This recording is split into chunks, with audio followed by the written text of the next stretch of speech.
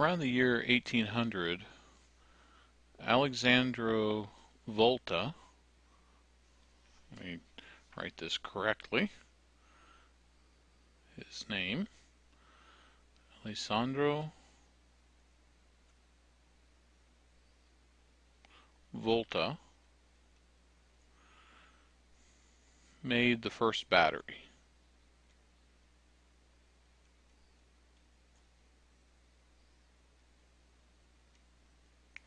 Around 1800.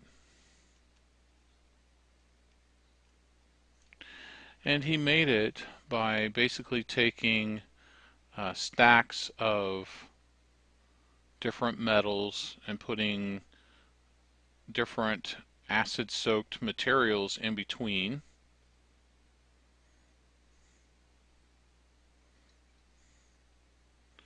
And he was able to produce currents based on these different materials and this acid. It's a chemical reaction. And the notes provide a good picture of that. Now later it could be simplified down to having a container with some type of acid, usually sulfuric,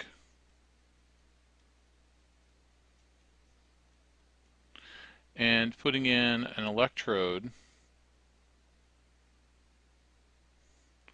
one made of copper,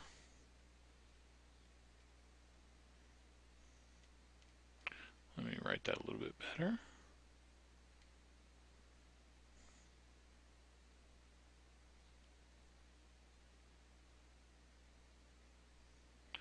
and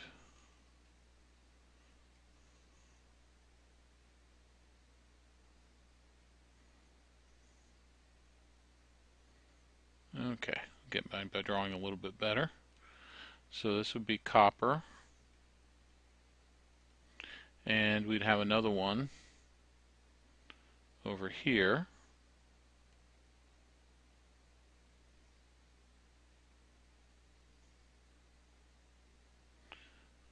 That would be made out of zinc. Now, nobody likes to deal with sulfuric acid. It's nasty stuff. I actually know somebody that died because of explosion of sulfuric acid. It's not stable.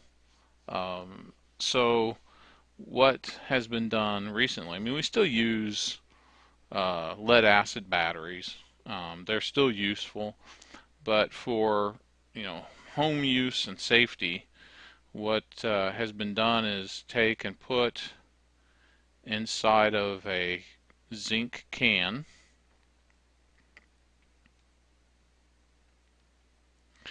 and there's a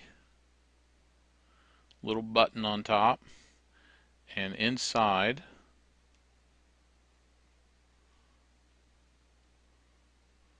you have a carbon rod, and this is called, this stuff in here is called an electrolytic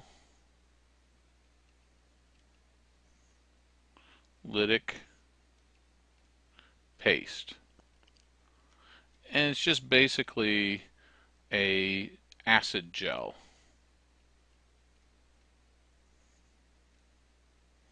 And the can is made out of zinc.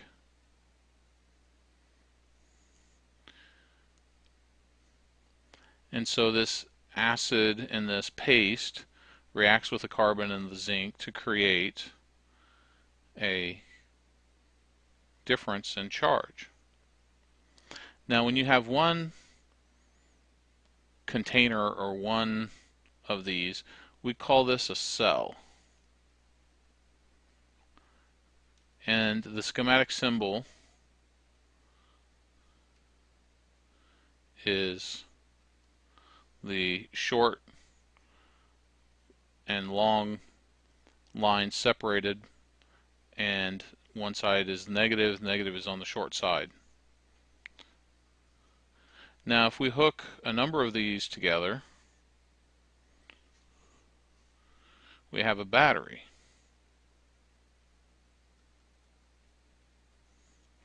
Battery consists of multiple cells,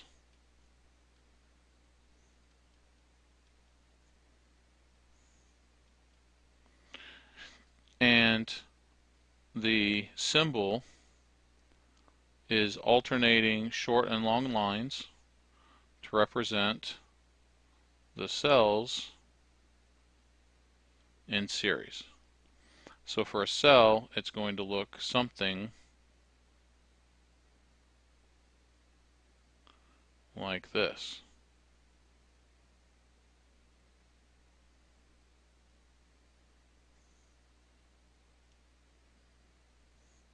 That would be considered a battery. Now, a lot of times we talk about cells as batteries. If you look even today, and when you go to buy a battery, it's not going to be completely clear sometimes. You talk to people, even old engineers, and they'll get the terminology mixed up. But technically, a battery is multiple cells, but I'm not going to penalize you if you use it in different ways.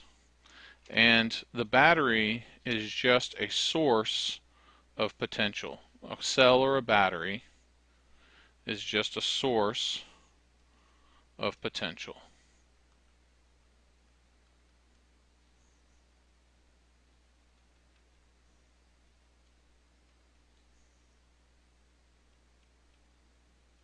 And we'll put a source of electric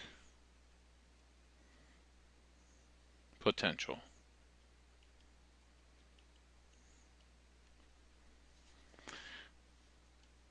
And these are going to be important as we talk about currents and how we can get a flow of charge.